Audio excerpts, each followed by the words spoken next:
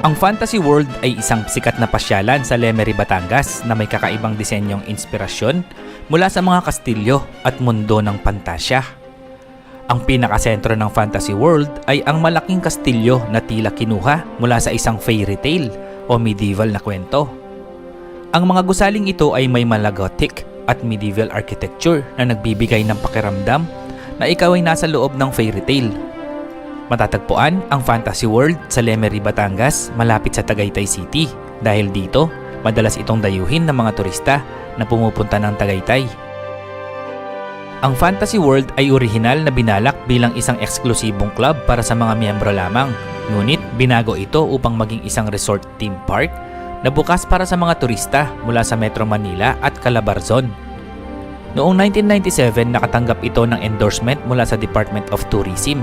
Sinimulan ang pagbili ng lupa noong January 1999 at ang pagdevelop ng lugar ay nagsimula noong Oktubre sa pamumuno ng ECE Realty and Development Inc.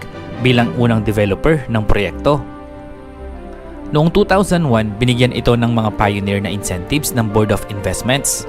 Ipinakilala ito bilang Disney World of the Philippines at inaasahang mas hihigitan pa ang Enchanted Kingdom.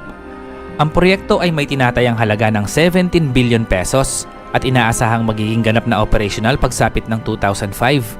Gayunpaman, dahil sa mga problemang pinansyal at pagkakasakit ng pinuno ng ECE Realty na si Emilio Ching, natigil ang development ng Fantasy World noong kalagitnaan ng year 2000. Ang Fantasy World noon ay binuksan sa publiko noong unang bahagi ng 2010 bilang isang site para sa mga photoshoot. Kalaunan, ito ay binili ng mga bagong may-ari.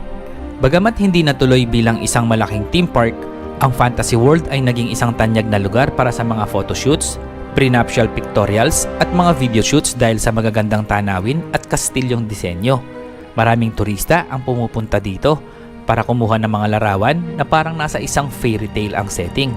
Dahil sa kakaibang ganda ng lugar, ginamit na rin ito bilang lokasyon para sa iilang mga pelikula at teleserye.